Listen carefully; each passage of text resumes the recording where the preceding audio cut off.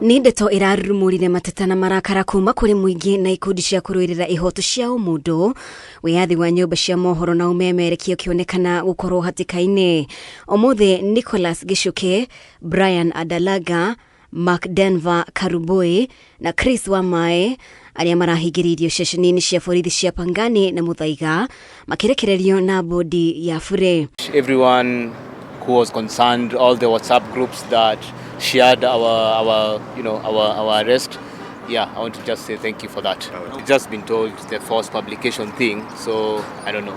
The unfortunate part is that the DCIO for Pangani gave me some very concerning statement that this was not a matter which was under his purview, but he did inform me that this was being coordinated from DCI headquarters. THUTHA wao KUREKERERIO, wakiri wao MUTISO NIEKIRITE MUKONDE anaya MARATHUTHURIO ni gucabithia ndeto citari na UMA, no borithi mamumenyithie tio maratangikira cira uyu no ni ruhonge rwa DCI. The perusal of the OB, it seems that they were likely going to be charged with the publication of false information. We are yet to know the particulars on why these charges do exist. Yes. But from further insight into why they'd been taken, it seems they are being targeted for the publication of the Blood Parliament documentary, which was aired by BBC.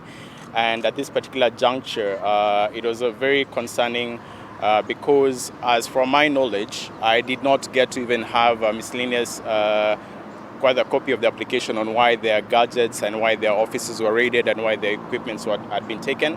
MUTISO no ugite uyu ni cira kiama kia mawakiri LSK gikurumanirira naguo kuona maabitha aria maramahithukire matirari na marua ma kuoya indo ciao cia wira undu uria uragararire ihoto ciao gigatiba na ho gukorwo riboti ciao ciroirwo matari arugamirire ni wakiri. Cannot be in a society whereby the police act unjustifiably without following due process, and also the fact that they had been taken and their statements had been taken without any advocates present.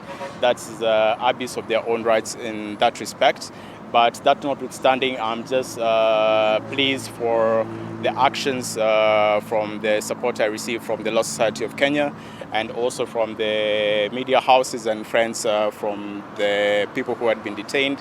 It's been a difficult past 12 hours. Anaya wiki NGONO gukoretwo gugikuruhanio na riboti ya ceceni ya BBC na gukiri uguo ceceni ino nirekereirie ndomereri na kuga anaya matia kuruhanirio na uthondeki wa riboti iyo na njira o yothe.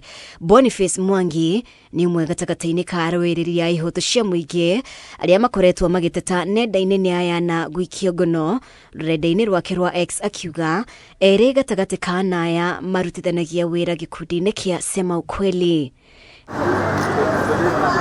Girifotera Kameme TV, ritwa riakwa ni Mubi Washege.